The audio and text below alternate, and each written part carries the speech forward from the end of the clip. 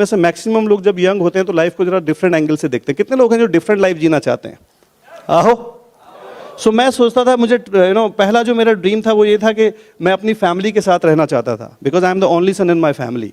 And computers में मुझे बहुत जल्दी ये रियलाइज़ हो गया था कि मुझे कहीं ना कहीं जॉब करने के लिए बाहर जाना पड़ेगा। उस टाइम पे लोग बैंगलोर या पूना जाते थे, बट मैं अपनी फैमिली के साथ टाइम बिताना चाहता था, राइट। दूसरा, मेरे को ट्रैवलिंग बहुत पसंद है। कितने लोगों को घूमना फिरना बहुत पसंद है? मोनिका एंड भी ट्रैवल्ड अलॉट। आपने थोड़े प्रोफाइल पिक्चर्स भी देखे होंगे। अगर कोई हमसे पूछता है कि आप करते हैं क्या, तो हम बेसिकली उनको बताते हैं वी आर ट्रैवलर्स। और मैंने पूरा हिंदुस्तान ट्रैवल किया है बाई कार। मैं लद्दाख, दुनिया का सबसे मोटरेबल रोड है खरदुंगला पास, वहाँ पे भी गाड़ी चलाई हुई है। हुंदर में गया हुआ हूँ, उसके बाद जैसलमेर तक मैंने ड्राइव किया हुआ है, उसके बाद शिलोंग तक मैंने ड्राइव किया हुआ है। अभी नेक्स्ट ईयर इवन मैं कन्याकुमारी पूरा साउथ ट्रैवल किया हुआ है, बट अपने बेटे को लेके पूरा हिंदुस्तान मुझे दिखाना है। Next year we are planning to go Kanyakumari by road.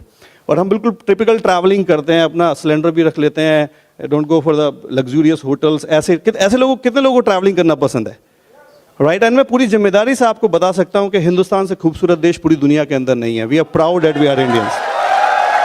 और ये मैं आपको ऐसे नहीं बता रहा हूं, with the grace of God हम लोगों ने 20 से ज़्यादा कंट्रीज भी ट्रैवल करे हैं, और वो पूरा दुनिया देखने के बाद आपको मैं बता रहा हूं कि हमारे से ज़्यादा खूबसूरत दुनिया देश कहीं पे भी नहीं है। इस देश को आप ज़रूर देखिएगा, इससे प्यारे लोग कहीं नहीं हैं। इतनी विषम परिस्थितियों में हम जिस जिजीविषा से हम लोग जीते हैं, जिस तरीके का अपनापन हम लोगों के अंदर है। मुझे याद है, हम कनाडा में थे और हमारे किसी भाई ने वहाँ पे कनाडा के किसी बच्चे को छू दिया तो पुलिस आ गई थी। भाई साहब, सीरियसली पुलिस आ गई थी। और वो तो बहुत समझदार आदमी था, टी शर्ट पहनी हुई थी, तो भीड़ में घुस गया। 4000 लोग थे तो मिला नहीं, बट वो तो सीसीटीवी के कैमरे की बुकिंग लेके आ गए शाम को, बोले आइडेंटिफाई करके, बोले ये वाला है। आप सोचो कितने खतरनाक लोग हैं। हमारे यहाँ तो किसी भी बच्चे को आप गोद में लेके प्यार कर लो, पुच्ची कर लो, कुछ भी कर लो, कोई चिंता वाली बात नहीं होती है। We are the most excited people in the world, let me tell you. बहुत प्यारे लोग हैं। मुझे खाने पीने का बहुत शौक है। कितने लोगों को खाने पीने का शौक है?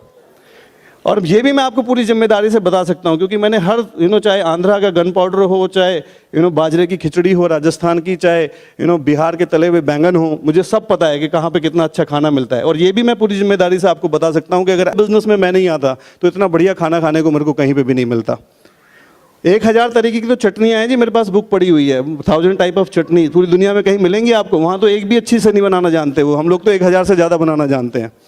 तो मुझे खाने पीने का बहुत शौक था। मुझे स्पोर्ट्स का बहुत शौक है। मैं बैडमिंटन का प्रोफेशनल प्लेयर हूँ, फुटबॉल बहुत खेली है, चेस बहुत अच्छी खेलता हूँ, बैडमिंटन बहुत अच्छा खेलना आता है। ये सब मैं चाहता था कि जब बड़ा हो जाऊंगा तो अपनी मर्जी से करूंगा। कितने लोग ऐसा चाहते हैं? हाँ हो कि ना हो? जब आप बड़े हो जाने लग जाते हैं तो लोग कहते हैं भाई सीरियस हो जाओ। अब आप बड़े हो गए हो तो मैंने कहा भाई सीरियस हो जाओ मतलब क्या, आईसीयू में भर्ती हो जाओ? एक ही लाइफ मिली है। मेरी जॉब लग गई, 7500 की सैलरी थी। मुझे लगा ये सब कैसे होगा, राइट। और कहते हैं जब आप कोई चीज मांगते हैं भगवान से तो भगवान आपको देता है। मैं उसको बोल रहा था कि कुछ अच्छा दो, then came in my life. And मैंने जब ये बिजनेस देखा तो मुझे बहुत कुछ समझ में नहीं आया था। लाइफ की विडंबना ये है कि जब आप 23 साल पढ़ाई करने के बाद, एमसीए जैसे एजुकेशन करने के बाद 7500 रुपए की नौकरी करते हैं, कोई आपका बिजनेस दिखाता है तो समझ में नहीं आता। वो कहता है पार्ट टाइम में बिना पैसे लगाए, तो बात सिर के ऊपर से निकल जाती है। मेरे तो बाल कम थे, ज़्यादा निकल गई। मैंने कहा ये कैसे पॉसिबल है। बट मुझे एक चीज़ समझ में आई थी इस बिजनेस के अंदर कि इस बिजनेस में खोने के लिए कुछ नहीं है, पाने के लिए बहुत कुछ है। और हमारे घर में हमारे फादर को और हमें शेर व शायरी का बहुत शौक है। तो एक शेर सुना था मैंने निदा फाजली जी का, क्यों डरे जिंदगी से क्या होगा, कुछ ना होगा तो तजुर्बा होगा। तो मैंने कहा भाई तजुर्बा लेके देखना चाहिए। आज 20 साल बाद मेरे पास एग्जैक्टली शब्द हैं कि बिजनेस में मुझे क्या समझ में आया था। स्टोरी बाद में आपको शेयर करूंगा, डायमंड स्टोरी। बट मुझे जो सबसे पहली अच्छी चीज़ लगी थी कि आपको एक बिजनेस करने की अपॉर्चुनिटी मिलती है, वो भी कंपनी के साथ। सेकंड चीज़ जो मुझे बहुत ही अच्छी लगती है कि इस बिजनेस में इन्वेस्टमेंट नहीं है लेकिन इनकम पोटेंशियल बहुत हाई है। सी मोनिका और मैं इस बिजनेस के अंदर फाउंडर एनरोल रहे हैं और one of the most profitable founder enrol रहे हैं as per the grace of God.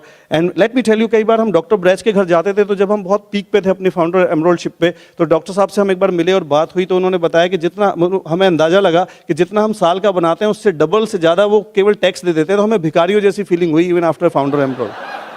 सी आप में से बहुत सारे लोगों को पता ही नहीं होगा कि आप कितने पोटेंशियल बिजनेस के अंदर आ गए हैं। Let me tell you, right. एक बार वो भिखारी था, एक ही जगह पे खानदानी भिखारी था, एक ही जगह पे 60 साल से बैठ के भीख मांग रहा था। आसपास के लोग उसको नेविगेशन से बता देते कि वो भिखारी है, वहाँ से लेफ्ट ले लियो। इतना पॉपुलर था वो। एक दिन अचानक मर गया। जब मर गया तो लोगों ने उसको चूंकि बड़ी रेपुटेशन थी उसकी, भिखारी की भी कंसिस्टेंसी से कोई काम करे तो रेपुटेशन बन जाती है। तो उसका क्रिमिनेशन कर दिया। लोगों ने कहा भाई इसका ये जो है सब सामान वामान है बहुत गंदे से रहता है, ये भी सब जला वला दिया। किसी समझदार ने कहा यहाँ थोड़ी खुदाई भी कर दो, तो खुदाई भी कर दी। जब खुदाई करी तो बाई चांस थोड़ा सा ही खुदाई किया तो नीचे एक संदूक मिला जिसमें किसी राजा का खजाना था। तो लोग हंसने लग गए।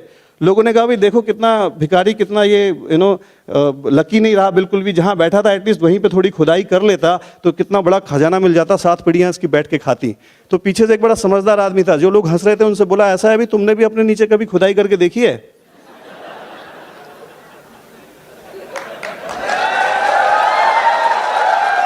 सी आपको पता है कि आपके पास क्या बिजनेस है?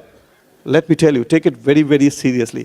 तीसरी चीज जो मुझे बहुत अच्छी लगी, प्रोडक्ट्स बहुत अच्छे लगे। अगर इस बिजनेस में हम होते, अगर हम इस बिजनेस में नहीं आते तो कभी इतने बढ़िया प्रोडक्ट यूज करते? आओ कि ना हो? कितने लोगों की हेल्थ बढ़िया हुई इस बिजनेस में आने के बाद? कितने लोग पहले से पॉजिटिव हुए?